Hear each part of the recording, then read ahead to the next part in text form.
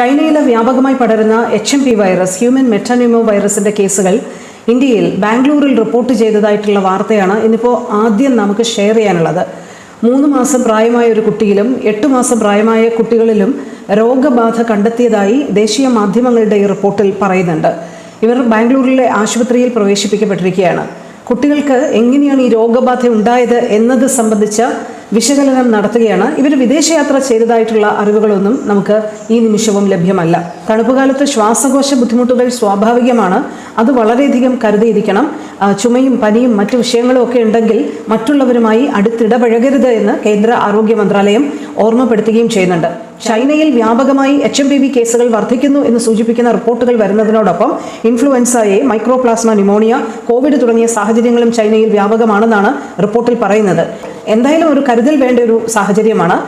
ശ്വാസകോശ അണുബാധയുള്ളവരും അങ്ങനെയുള്ള പ്രശ്നങ്ങളുള്ളവരും പ്രത്യേകമായി ശ്രദ്ധിക്കണം.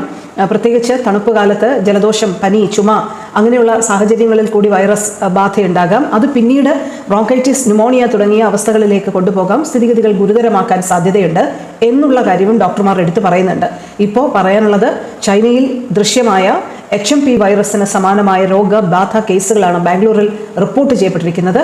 കുട്ടികളിലാണ് ഈ രോഗബാധ കൂടുതൽ വ്യാപകമാവുന്നത്. അതുകൊണ്ട് തന്നെ കരുതൽ പാലിക്കുക, ജാഗ്രത പാലിക്കുക.